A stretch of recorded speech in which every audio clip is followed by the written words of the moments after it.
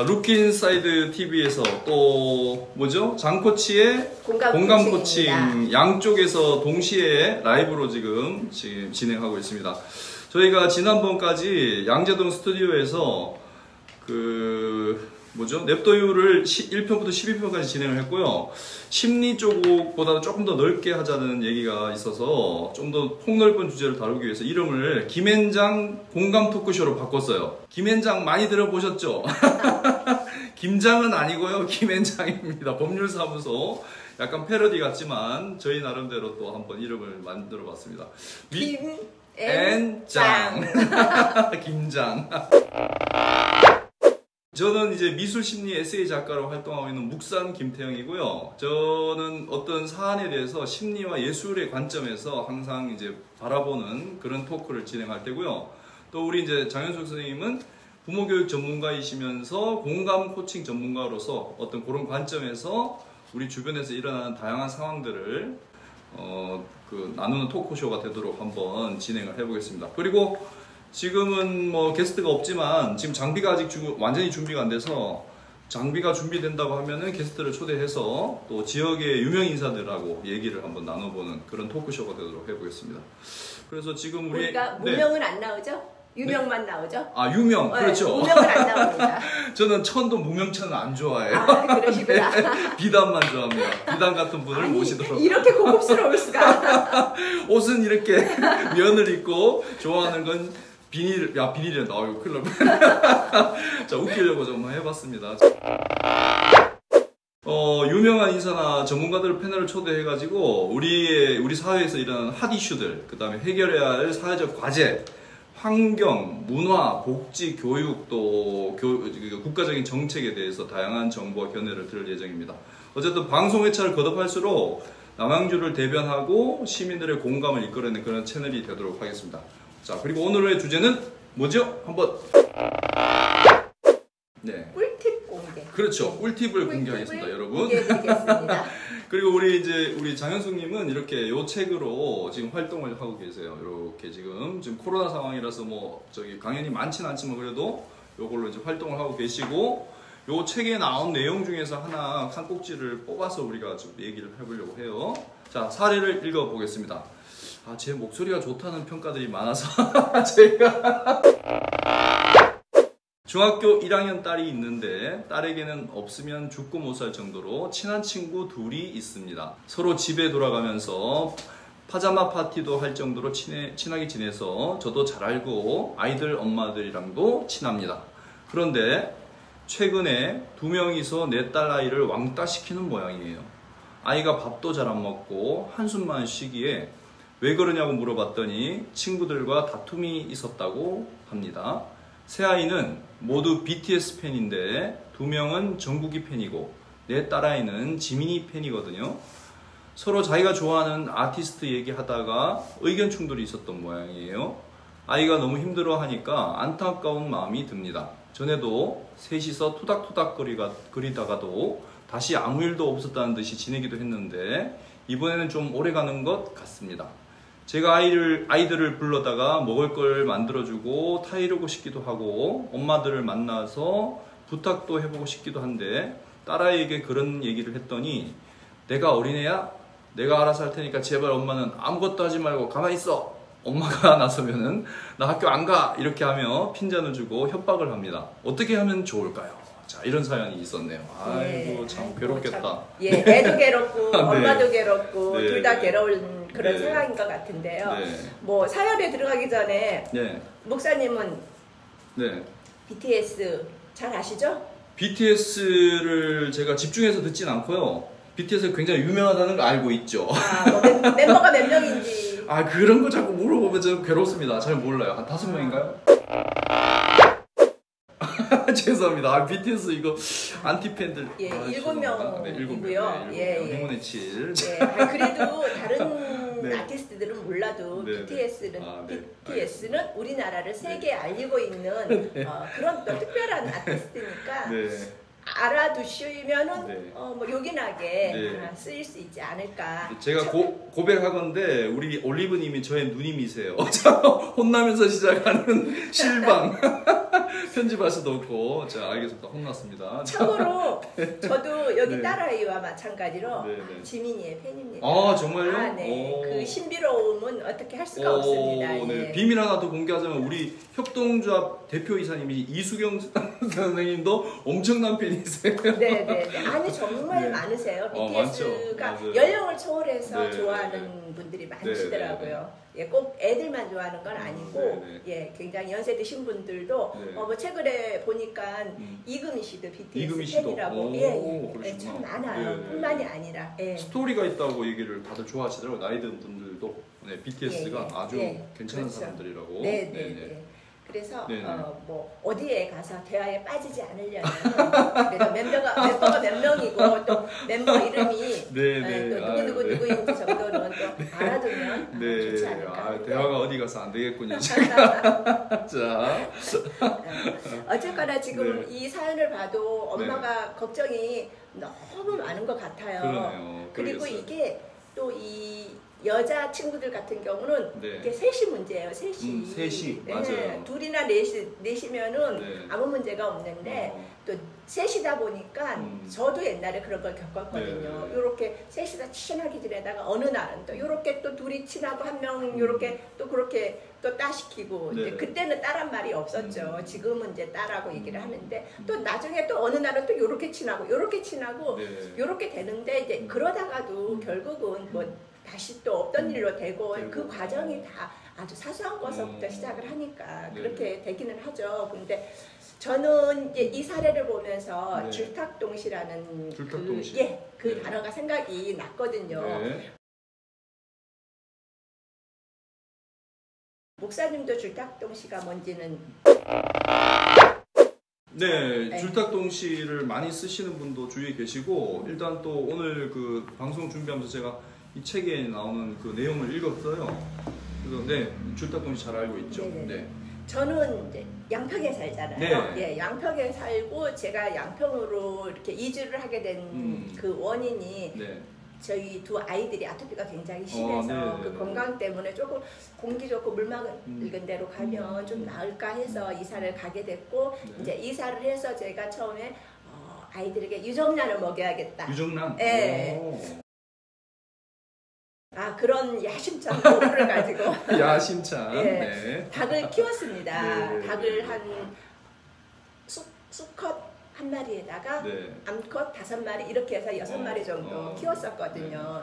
지금은 근데 이제 키우지 않지만은 그렇게 해서 그때 유정란을 이렇게 받아서 먹기도 했는데 그 닭이 알을 품는 과정을 저는 그래서 지켜봤거든요. 지켜보셨어요? 예예. 혹시 목사님 알 품는 거 보셨어요? 네, 저도 어릴 때 기억도 있고 최근에 또 저기 네. 수동에서 그 키우시는 분한테 가서 아주 예. 자세히 봤어요. 아 네, 그래요? 네, 예. 네. 그래서 그 과정을 아시면은 음. 얼만큼 이 암탉이 눈물겹게 알을 이렇게 키우는지 음. 부화를 시키기 위해서 그런 거를 네. 잘 아실 것 같은데 음. 닭이 네. 알을 품을 때는 자기 가슴 털을 다 뽑아요. 아, 뽑아요? 예, 예. 따뜻하게 해주려고? 근데 그 네. 털을 가지고 둥무리도 만들어주고 예, 바닥에 예, 그것도 만들어주고 그 다음에 맨 털이 빠진 자리가 이게 체온이 훨씬 직접적으로 전할 수가 있잖아요. 예, 그렇게 하기 위해서 자기 털을 뽑아요. 저는 그건 처음에 모르고서 왜 이렇게 닭털이 많이 난리냐. 그렇게 했는데 그런 것들이 있더라고요. 그 자기 체온을 직접적으로 그 알에다가 전달하기 위해서. 그래서 밥도 잘 안 먹거든요. 걔네는 정말 얘는 언제 먹지? 24시간 제가 그 아이를 24시간 지켜볼 수는 없는데 항상 보면은 먹는 걸 못 봤어요. 예. 그리고 꼭 한 사람이 아니죠. 닭이 하나만 품어요. 6마리, 5마리 있어도 품는 거는 하나만 품더라고요. 그 나중에도 결국 그 아이만 품는데 걔가 뭐 모성애가 강한 건지 어떤 건지 아니면 가위바위보 해가지고 정해서 하는 건지는 모르겠는데 그 닭만 품더라고요. 근데 그렇게 하면서 이제 너무 또 온도가 한 군데 이렇게 전해지면은 이 알이 고를까봐 이거를 알을 막 굴려가면서 예, 다리로 이렇게 굴려가면서 그렇게 골고루 전달하기 위해서 굉장히 많은 노력을 하죠. 21일간을 합니다. 예. 그러면 이제 그 달걀은 그 노른자를 영양분으로 섭취를 하면서 결국은 이제 병아리로 성장을 하게 되죠. 그래서 그 알이 이렇게 딱 이제 20일이 딱 되면은 이제 얘가 나오고 싶어서 굉장히 안에서 톡톡하고 이 껍데기를 떼려고 하죠, 부리로. 그러면은 어미닭이 그 소리를 듣고 밖에서 톡톡 해줍니다. 그래서 이 병아리가 톡톡 엄마 나 나갈 거예요 톡톡 하는 게 줄이고요. 엄마가 톡톡 그래 나와라 하고 네. 톡톡 하는 게 탁이고 네. 줄과 탁이 동시에 이루어지는 게 줄탁 동시. 예, 그 유래가 그렇게 되죠. 예, 그래서 이것도 20일이라는 시간을 지나야지 그게 가능하지 그 전에 엄마가 성급하게 또 알을 깰 수는 없어요. 네, 그렇게 그렇죠. 해버리면은 다 자라지도 못한 이제 병아리가 나와서 결국은 죽게 되죠. 그래서 이건 엄마의 또 기다림이 필요한 거고 예, 병아리가 손을 내밀었을 때 어떤 제스처를 취했을 때 어미닭이 그거를 캐치를 해서 이렇게 도움을 주는 게 그게 굉장히 필요할 것 같거든요. 그렇구나. 예, 그래서 부모 자녀 관계도 네. 이 닭하고 병아리하고 마찬가지인 것 같아요. 그래서 이 사연의 경우도 딸이 도움을 청하면 엄마가 당연히 손을 내밀어서 도움의 손길을 내밀어야겠죠. 그런데 지금 사연의 딸은 그렇지 그렇죠. 않잖아요. 얘기하면은 학교 안 간다고 할 정도니까. 예. 그러면 지금 딸 입장에서는 그 체면을 더 중시하는 건가요? 아니면 아이들 관계를 더 중시하는 건가요? 엄마가 나서주는 것보다? 아니죠. 이게 자기 일은 자기가 스스로 할 수 있다고 생각하고, 그리고 엄마가 내가 어렸을 때는 엄마가 나서서 어려운 문제를 다 해결해 주지만 이제는 이미 자기가 다 컸다고 생각을 하는 거죠. 사실 부모 입장에는 아직도 어리지만은 다 컸다고 생각을 하고 그렇게 아이들이 나서서 엄마가 나서서 해주면은 요즘 애들 말로 쪽팔리다라는 거죠. 내가 무슨 애냐고 그렇지. 엄마가 다 나서서 그렇게 해주게 그 쪽팔리다. 그래서 학교를 그렇게 되면은 학교를 안 가겠다라고 말을 하는 이유가 바로 그런 면에서 그렇게 하는 거고 이때는 아이들이 굉장히 사춘기 이때는 청소년기에는 양가 감정이 있어요. 독립을 하고 싶다라는 생각도 들고 그리고 자기가 독립을 하기에는 아직 어떤 여건이 허락치가 않으니까 또 엄마한테 의존을 해야 되겠다라는 그런 생각도 있고 이 두 가지 생각이 같이 있기 때문에 그래서 엄마 입장에서는 도와주고 싶고 그런 마음이 드는 게 사실인데 일단은 딸이 원치가 않죠. 지금 현재 이제 요 말로만 봤을 때는 원치가 않는 거죠. 그리고 이 시기에 아이들이 참 또래 친구들과의 관계를 굉장히 중요하게 생각하잖아요. 맞아요. 또래 집단에 대해서. 그렇죠. 친구들과의 관계가 훨씬 소중해요. 엄마 의논할 일이 있고 고민이 있으면 엄마한테 하지 않고 애들하고 친구하고 왜냐하면 비슷한 고민을 하게 되잖아요. 내가 하는 고민 저 아이도 하는 고민이고 그러니까 그런 의견 교환도 하고 또 굉장히 많은 시간을 붙어 다니잖아요. 그렇죠. 친구들 없으면 죽고 못 사는 그런 시기가 또 이때인데 굉장히 또 이걸 가지고 부모님들은 서운해하죠. 저 주변에 그런 사람 많이 봤어요. 애들 발달하는 과정을 이해를 못하면 충분히 그럴 수 있죠. 특히 아빠가 딸일 경우에 아빠가 딸일 경우에 제 주변의 지인도 그런 경우 봤거든요. 이 예전 같지가 않다. 우리 애들이 그렇지. 나에게 대하는 게 달라졌다. 맞아. 그런 얘기 많이 그러면서 하죠. 서울에서 삐지기도 하고. 그래서 그런 하소연을 많이 하시는 분들이 그게 오히려 건강하게 잘 자라고 있는 건데. 그럼요. 정말 발달 과정 잘 거치고 있는 거잖아요. 그러니까 근데 섭섭해할 게 아니라 아이고 얘가 이제 잘 자라고 있네라고 생각을 해주시는 것이 좋고. 그러니까 우리 저 올리브님이 할 얘기가 너무 많으셔서 템포가 너무 빠르신데 제가 여기서 막간을 이용해서 말씀드리자면은 이렇게 한참 성장기에 있는 뭐 초등학교 4학년부터 중학교 한 3학년 사이에 애들 다루기가 쉽지가 않잖아요. 또 처음 육아하시는 분들은 그런 분들은 이렇게 이제 장현숙님 같은 부모 전문가분들한테 애들 발달 과정이라든지 애들이 뭘 중시하는지를 한번 들어보신다고 하면 엄청난 도움이 되실 거예요. 저도 이제 미술심 상담 수업하면서 그 발달 부분에 얘기하는 데서는 엄마들이 전부 다 이렇게 이렇게 이제 다들 반응이 있거든요. 그래서 꼭 한번 권해드리고 싶어요. 그러니까 우리 특히 장현숙님한테 들으셔야 돼요. 그래야지. 목사님도 네. 요 시기에 네. 중학교 때, 사춘기 때, 청소년 시기에 고민 상담 누구랑 하셨어요? 근데 좀 솔직히 제가 고백한 건데 저는 고백식이나 해야 돼요. 네, 심하게 고백해야 될 것 같은데 제가 한 40대부터는 그 이전의 기억들이 거의 안 나요. 진짜요? 네, 그게 제가 이게 방어 기제인지는 모르겠는데 왜 그런지는 이해가 안 되지만 어쨌든 전혀 기억이 안 나고 저는 오히려 어제 있었던 일을 우리 지금 아이가 남자애만 셋이에요. 고3 하나, 그다음에 고1 하나, 그다음에 초3 하나라서 어떻게 보면 이 발달 과정을 제가 한눈에 보는 느낌을 받는데 그러겠네요. 네. 어제 이제 사춘기가 막 지나고 아직은 덜 벗겨진 우리 고1 둘째 아이가 정말 오랜만에 이제 그 공부를 저한테 좀 뭘 하면 좋겠냐 이렇게 묻더라고요. 아이고 저런. 엄청나죠? 뚜전좀 반가운 소리. 네, 근데 이제 그게 그냥 그런 게 아니라 운동을 너무 좋아해서 엄청 운동하다가 팔이 부러져가지고 지금 어쩔 수 없이 지금 그런 얘기를 한 것 같아요. 근데 문제는 그러면 이제 좋게 와 우리 아들이 웬일이야 이렇게 나와야 되는데 참 이 아이에 대한 기대가 있어서 그런지 야 그냥 아무거나 하면 되지 뭘 물어봐 이렇게 또 퉁명스럽게 하게 되더라고요. 그렇게 하면서 그러게요. 참 이게 진짜 나가서는 엄청 전문가인 척하면서 집에서는 아주 그냥 바보 아빠예요.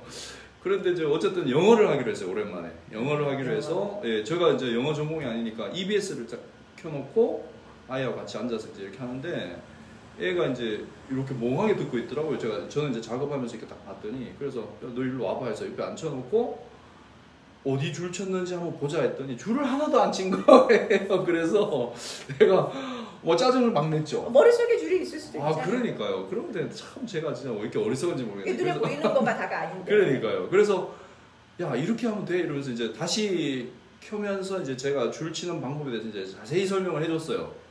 근데 상담하니까 저는 또 습관적으로 아이의 표정을 보게 되잖아요. 딱 봤더니 표정이 안 좋아. 아유, 또 망했어.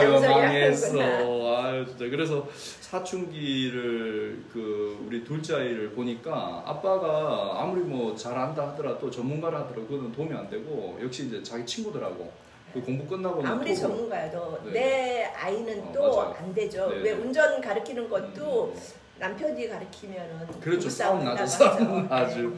그래서 어제 가르치는 동안은 표정 그렇게 안 좋던 애가 야 이제 자 이러고 이제 끝나고 친구끼리 톡하면서 막 키득키득 웃더라고. 그거 보면서 내가 참 어리석은 부모구나 이런 생각 자기 반성의 시간을 가지고 너무 미안하더라고요. 그래서 아침에 제가 사과했어요.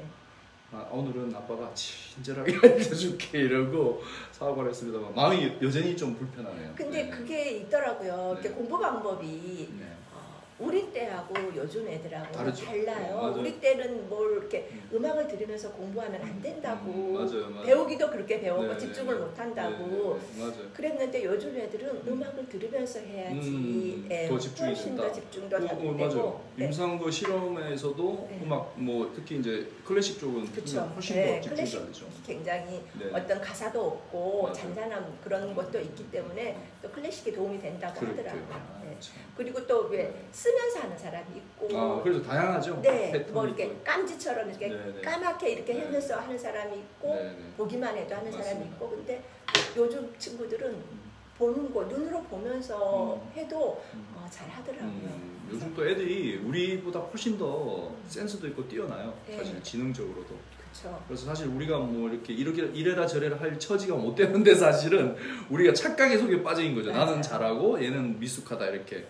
그러지 맙시다 여러분. 그리고 부모들이 또 그런 게 있어요. 내가 옛날에 다 해봐서 알아. 그렇지 그렇게. 내가 해보니까는 요렇게 가면은 빙 둘러가는 거야. 요렇게 가면은 지름길이야. 요 지름길을 알려주고 싶어서 맞아요. 안달이 나는데요. 그거 백날 얘기도 소용이 없거든요. 맞아요. 자기가 직접 경험을 해봐야지 그 경험치가 내게 되는 거지 남을 통해서 듣는 거는 진정한 경험이 아니거든요. 맞습니다.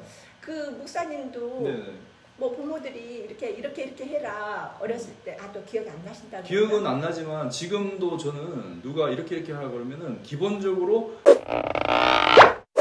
반항심이 장착이 돼 있어요. 절대로 그렇게 안 합니다. 누가 되게 유명한 화가가 이렇게 그려봐라 그러면 절대로 그렇게 안 그려요. 오히려 반대로. 아주 평생이 사춘기인가 봐요. 그러네요. 반항심이 기본적으로 장착이 되어 있습니다. 저를 아시는 여러분 죄송합니다. 본의 아니게 본능적으로 잔소리하면 안 되고 잔소리하면 엄청 시키면 안 되고 그렇죠. 예. 그러면서 저는 또 잔소리 엄청 많이 하고 그렇죠. 모순 덩어리입니다. 아유 정말 오늘 너무 고백한다 진짜. 자 그래서요. 그래서 이 사연의 엄마 입장도 충분히 이해는 가죠. 저는 너무 공감돼요. 딸이 와서 그렇게 밥도 잘 안 먹고 끙끙거리고 머리 싸매고 있으니까 뭔가 해결해주고 싶은 마음도 있고 그런 생각이 분명히 있을 거예요. 그런데 우리도 가만히 생각해 보면은 옛날에 엄마가 하는 얘기 안 들었거든요. 목사님 그렇죠. 지금 뭐 기본적으로 반항심을 장착하고 있다 그랬는데 분명히 우리도 안 들었어요. 내가 해봐야지. 내가 경험을 해보고 겪어보고 실패를 하더라도 그 실패를 거울 삼아서 그 다음에 안 하면 되는 거고 그렇게 하는 거니까 그렇게 하고 싶은 마음은 굴뚝 같으나 그거는 딸이 그걸 원치가 않는 거고 첫 번째 딸이 원치가 않잖아. 자기가 알아서 할 수 있다 그랬고 그리고 또 이전의 경험을 이렇게 들어보면 그런 경험이 몇 번 있었다고 했잖아요. 그때 또 이런 문제가 있었을 때 다시 또 이렇게 다시 지내고 그랬다 그랬으니까 딸을 믿고 그렇게 해주는 게 나을 것 같아요. 그렇게 부모가 헬리콥터 부모 또 잔디깎기 부모라 그러잖아요. 잔디깎기 부모. 네. 그 앞에 있는 거를 잔디를 깎으려면 또 우리 집이 전원주택이니까 잔디가 있어요 마당에. 이제 잔디를 깎으려면 앞에 아무것도 없어야 돼요. 안 그러면 기계에 걸립니다. 그래서 이 부모가 자녀의 앞에 걸리적거리는 걸 다 치워주는 그런 부모들이 잔디깎기 부모라고 하는데 헬리콥터 맘에서 조금 지나는 건데 그런 것처럼 그렇게 앞장서서 다 해주면은. 아이에게도 도움이 안 돼요. 그렇죠. 의존성만 길러주게 되죠. 부모에 대한 의존성만. 그렇죠. 그러면 이제 마마걸 되는 거고 파파걸 되는 거고 마마보이 되는 겁니다.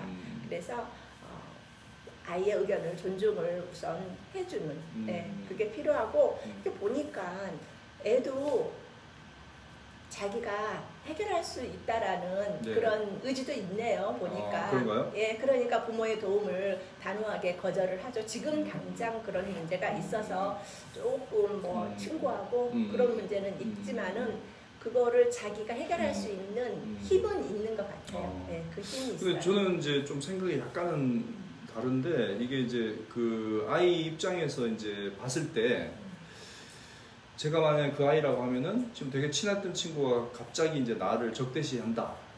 그랬을 때 이게 이제 해결할 수 있어서 그런다는 그런 부분도 있겠지만 제 생각에는 좀 지금 어떻게 해야 되지? 지금 너무 몰라서 지금 약간은 그 정체된 그 시간이 지금 있는 상태인데 엄마가 이제 훅 들어오니까 짜증을 내는 거 아닌가 이런 생각도 약간 들어요. 그래서 저는 좀 뭐랄까 시간을 약간 줘야 되지 않을까. 애가 조금 생각도 정리하고 또 뭐 도움을 받을지 아니면 자기가 처리할지 이런 것들을 해서 그럼 만약에 이제 제가 여기서 갑자기 궁금한 게 생기는데 그러면 줄탁동시 얘기했으니까 아이가 이렇게 생각해 봤더니 결국 방법을 모르겠고 엄마한테 이제 도움을 요청하고 싶어요. 그래서 액션을 제스처를 취하는데 엄마가 어떻게 할지 엄마도 모르겠어요. 그럼 어떻게 해요? 그런 생각이 드네 갑자기. 엄마가 모르겠다라는 거는. 그러니까 엄마도 지금 이 상황에서 어떻게 해줘야 될지 모르겠다 이러면 어떻게? 엄마도 나름대로 배수의 진이 있어요. 배수의 진이 있다. 친구들을 아니까 파자마 파티라는 게 뭔지 혹시 그렇죠. 아세요? 그렇죠. 잠옷을 이제 잠옷 입고 와가지고 찌끄찌 돌아가면서 이렇게 자는 건데 이제 그렇게 했다 그러니까 이미 아이들도 이 엄마를 그렇죠. 알고 있는 거고. 그리고 얘네들의 엄마하고도 굉장히 친분이 있고 왜냐하면은 뭐 누구네 집에 가서 자고 올게요 그러면 그 부모들끼리도 연락을 하고 그런 일련의 과정이 있잖아요. 그러니까 다 알기 때문에 만약에 이제 엄마가 도움을 주고 싶다라고 아까 했을 때 그랬잖아요. 맛있는 거 떡볶이 같은 거 해서 주고 아줌마가 맛있는 거 해줄 테니까 집에 먹으러 와. 그래서 먹으면서 이제 슬쩍 이렇게 얘기를 할 수도 있는 거고 아니면은 그 부모들한테 도움을 이렇게 청해서 아주 얘하고 지금 이런 상황인데 딸한테 잘 얘기 좀 해봐 라고 이렇게 얘기할 수도 있는 그렇죠. 거고 그런 지금 대안이 있어요. 그래서 도와주려고 하는데 그걸 이제 딸이 거절을 하는 거죠. 내가 할 수 있는 문제이기 때문에. 이 사례 경우는 그래도 해결할 수 있는 그 방법들이 여러 가지가 보인다 그죠? 그렇죠. 엄마가 여기서 엄마가 해야 될 거는 관심을 가지고 네. 딸이 이렇게 한다 그래서 그래 알아서 그럼 네 알아서 해라고 할 게 아니라 그렇죠. 뭐 이 엄마 성격상 그것도 안 되겠지만 관심은 쭉 가지고 이 아이를 당분간 지켜봐야죠. 이게 이것도 시기가 있는데 정말 오래되면은 엄마의 도움이 필요할 수도 있어요. 엄마가 개입해야 될 수도 있어요. 근데 이렇게 그렇지 않고 한 1, 2주 정도 이렇게 지켜보고 그렇게 해서 잘 해결이 되면은 감사한 거고 1, 2주가 지났는데 이게 계속 이런 상태가 유지가 된다면은 다시 한번 또 딸한테 물어볼 수도 있고 근데 이제 좀 지켜보는 건 아까 목사님도 얘기했잖아요. 좀 지켜보고 기다려주라고. 근데 그 말이 정말 맞아요. 기다려주고 좀 지켜보고 그리고 딸에게는 이렇게 얘기를 해주면 좋을 것 같아요. 내가 그렇게 얘기하니까 너가 잘할 수 있을 거라고 생각해. 믿어준다? 네. 그런데 만약에 엄마의 도움이 필요하면 언제든지 얘기해. 엄마는 너 뒤에 항상 있으니까 엄마를 믿고 엄마가 너 도움이 필요하다 그러면 언제든지 힘이 되어줄게. 그렇게 얘기를 해주면은 얘는 뭐 든든하죠. 엄마가 그렇게, 뒤에서 있으니까. 그건 이제 표현의 차이가 있을 수 있는데 어쨌든 그 얘기를 정리하자면 일단 믿어주고 그 다음에 지지, 격려를 이제 해준다는 그런 의미가 되겠네요. 근데 이제 저도 그런 상황에서 만약에 그 부모님이 이런 상황을 가지고 상담을 하러 왔다고 하면은 그 안심에 대해서 되게 포커스를 맞춰서 얘기할 것 같아요, 진짜로. 일단은 애들이 그 잘 할 수 있을 거라는 그런 믿음을 가지는 게 되게 중요하지 않을까 이런 생각 들어요. 왜냐면은 상황이 너무 많이 바뀌더라고요. 애들이 못할 것 같은데 하는 경우도 있고 또 잘할 것 같은데 못하는 경우도 있는데 그쵸. 그게 늘 뭐 우리도 그렇잖아요. 살면서 맞아요. 뭐 잘할 때도 있고 못할 때도 있는 것처럼 일단 하나의 과정이니까 일단 잘 해 나갈 거다는 기본적인 그 믿음을 가지는 게 엄청 중요하겠다 이런 생각이 드네요. 좋습니다. 그리고 엄마가 이렇게 또 뒤에 있다라는 거, 내 뒤에 엄마가 있다라는 걸 알면은 딸은 굉장히 든든할 거예요. 그렇죠. 우리 속담에 그런 말도 있잖아요. 곳간에서 인신 난다고. 예, 엄마라는 든든한 곳간이 뒤에 있어요. 그러니까 친구들하고의 관계에서도 자기가 우위를 점할 수도 있고요. 그리고 자기가 좀 마음이 넉넉하고 그러면은 친구들의 투정이나 짜증도 받아들여 줄 수 있는 그렇죠. 그런 여유도 생기거든요. 예, 충분히 그렇게 생길 수가 있으니까 그런 엄마가 든든한 곳간이 돼주는 것 딸에게 굉장히 얘한테는 그게 큰 도움이 되죠. 그 지금 여기서도 제가 갑자기 그 사전에 준비된 건 아닌데 그 질문이 하나 생각이 나는데 저 사전에 준비된 질문 좀 해주세요. 사전에 준비하면 저게 지금 우리 집에 사전이 없습니다. 죄송합니다. 자 사전 근데 이제 그 이렇게 부모가 든든한 존재가 돼주면 너무나 좋은데 그 한부모 가정일 경우 요즘 제가 이제 프로그램을 진행하는데 한부모하고 이제 많이 하거든요. 한부모인 경우에는 그래도 좀 부담스러워하거나 아니면 내가 제대로 하고 있지는 않지 않느냐 이런 생각을 가지신 분들한테 만약 조언을 약간 해주신다면 어떻게? 근데요 세상에는 굉장히 다양한 형태의 가족이 있어요. 한부모 가정도 있고 그리고 조부모 가정도 있고 그리고 부모가 같이 살면서도 또 부부의 관계가 좋지 않아서 있으나 마나한 부모도 있는 거고 굉장히 다양한 형태의 부모가 있는 꼭 그런 가정이 있는데 그거를 오히려 아이들하고 편하게 대화를 나누면서 오히려 편하게? 그렇죠. 그런 얘기를 아이들도 알잖아요. 그리고 굉장히 그런 경우에는 엄마가 또 미안함도 있을 거예요. 있죠. 굉장히 자녀들한테 미안한 마음이 있는데 그거는 엄마의 인생인 거지. 예, 엄마로 인해서 자녀한테 그렇게 어떤 영향을 미친다고 그렇게 생각해서 미안한 마음도 있는데 좀 더 당당해질 필요는 있고요. 엄마가 한부모 가정이라고 해서 부모가 아닌 건 아니니까 그거는 똑같이 대하면 될 것 같아요. 그러니까 이제 말씀을 정리하자면은 좀 마음을 조금 다잡고 부모로서 마음을 다잡고 이거는 뭐 얼마든지 다양한 케이스에서도 도와줄 수 있다 이런 마음으로 네, 자기가 할 수 있는 부분에 최선을 다해서 해주면 되겠다 이런 말씀입니다. 네. 그리고 혼자라 그래서 엄마든 아빠든 한부모인데 요즘은 아빠가 키우는 경우도 많잖아요. 그렇죠. 요즘 아빠도 맞아요. 육아 대리가 많죠. 굉장히 뭐랄까 평소에도 아이들과 대화를 자주 하는 것이 그게 굉장히 중요한 것 같아요. 그러면서 그거를 좀 아이들과의 관계를 좀 쌓아가는 것이 예 그게 잘 공고하게 그게 다져지면은 어지간한 거 가지고 무너지지는 않거든요. 그렇죠. 그러니까 평소에 조금 더 아이들과 원만하게 대화도 나누고 관계도 좀 대화도 많이 하고 관계도 좀 잘 다져놓으면은 괜찮을 것 같아요. 크게 걱정 안 하셔도 돼요. 알겠습니다. 주위에 또 우리 여러 가지 다양한 형태의 가족, 오늘 또 여기 남양주에는 다문화 가정도 많고, 그죠? 많죠. 한부모 가정, 조부모 가정도 있고, 뭐 여러 패턴이 있는데, 어쨌든 부모는 부모입니다, 여러분. 그럼요. 네, 그리고 뭐 제 생각에는 특별히 해주지 않아도 부모가 존재한다는 것만 해도 사실은 맞아요. 큰 도움이 되니까 그럼요. 좀 자신감을 가지시고 애들한테 이제 적극적으로 자신 있게 해주시면 도움이 되지 않을까 이런 생각이 드네요. 이런 얘기들을 잘 참고해서 딸에게 든든한 곡간 같은 든든한 엄마가 뒤에 있다라는 거 알고 그리고 좀 더 지켜보고 기다려주고 그렇게 하면 되지 않을까. 저는 그 부모님들하고 상담하는 경우가 많죠. 이제 아무래도 미술심리 상담하다 보니까 그 수강생들도 그렇고 많이 이제 요청이 와서 하게 되는데 이렇게 기본적으로 제 생각은 그 답은 본인 속에 있다고 하는 게 기본 입장입니다만은 근데 이제 살다 보면 흔들리기도 하고 이게 맞나 싶기도 하고 이런 경우가 많이 있더라고요. 그래서 이렇게 이제 이런 책들을 여기 이제 우리 장현수님이 쓴 걸 제가 어제 아주 유심히 봤는데 그 카테고리가 그 되게 좋은 그 단어들이 많이 있더라고요. 뭐 이걸 드린 지가 언제나 어저께 유심히 보셨습니까? 방송한다니까 제가 부랴부랴 그냥 속독으로 엄청 봤죠.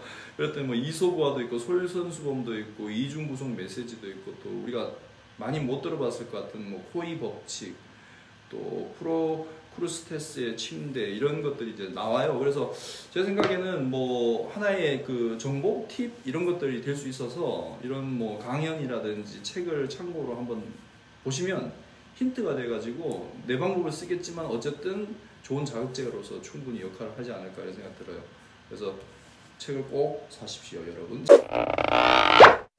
제 생각에는 그 따로 어떤 카테고리를 준비하는 것보다는 이렇게 이제 책이 있기 때문에 책에서 한 꼭지씩 빼서 좀 사례 중심적으로 이제 가고 게스트를 이제 모셔가지고 좀 지역 현안에 대해서도 우리가 뭐 정치 이렇게 하자는 건 아니고 우리 이제 심리나 코칭 전문가로서 이제 봤을 때 어떤 쪽의 결정이 유리한지 이런 것도 들어보기도 하고 또 뭐 지금 평내평사랑 사이트나 뭐 화도 사랑 사이트, 독서 사랑 사이트 이런 사이트들 지역 사이트들이 있는데 거기 운영하시는 분들도 한번 나오셔가지고 지금 고민하고 있는 거 그리고 또 여러 가지 뭐 육아 문제도 그렇고 이런 것들을 같이 얘기 나누다 보면은 좀 특색이 있는 그런 그 장르의 채널이 되지 않을까 이런 생각을 가지고 오늘은 뭐 이 정도로 마무리해도 괜찮겠죠? 네.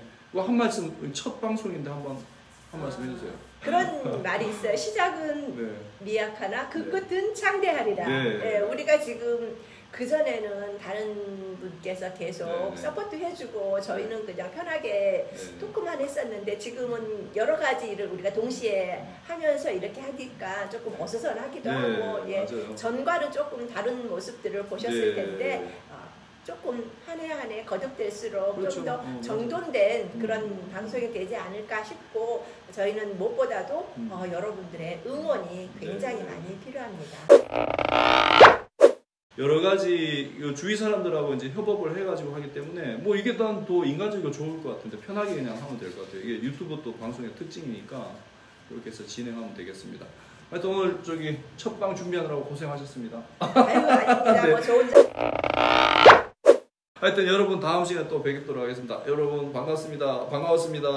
자, 다음 주에 뵐게요. 네, 다음 주에 봬요.